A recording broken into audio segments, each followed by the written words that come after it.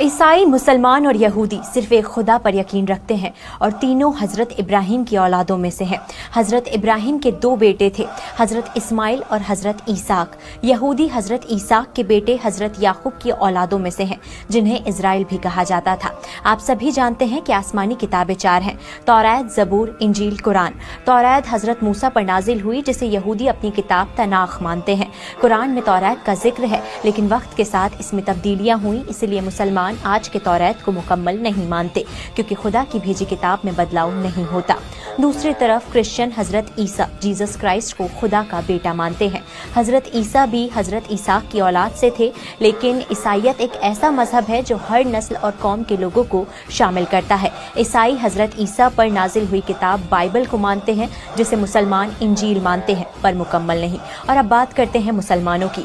हज़रत इब्राहिम के पहले बेटे हज़रत इस्माइल की औलाद से अरब कबीला निकला, जो आखिरी पैगंबर मोहम्मद साहब के जरिए इस्लाम को मानने वाला मुसलमान बना, जिनकी मुकद्दस किताब कुरान है। पर असली जंग यहीं से शुरू होती है, क्योंकि तीनों मजहब किसी के आने का इंतजार कर रहे हैं। यहूदी एक ऐसे शख्स का इंतजार कर रहे हैं जो यहूदी कौम की अजमत कायम करेगा और फिलिस्तीन के बैतुल मुकद्दस यानी अल-अक्सा को टेम्पल में बदल देगा, जिस शख्स का जिक्र कुरान में है, जिसे मुसलमान दज्जाल मानते हैं। इसलिए इजराइल बैतुल मुकद्दस को शहीद नहीं करता।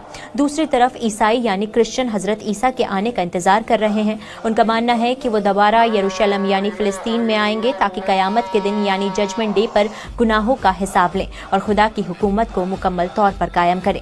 तीसरी तरफ मुसलमान भी इंतजार कर रहे हैं कि बैतुल मुकद्दस में हज़रत ईसा आएंगे, पर उनके साथ हज़रत मेहदी का भी ज़हूर होगा और वो दोनों दुनिया में इंसाफ कायम करेंगे और दज्जाल को ख़त्म कर देंगे। इसलिए अभी दुनिया में बहुत से जुल्म होने बाकी हैं।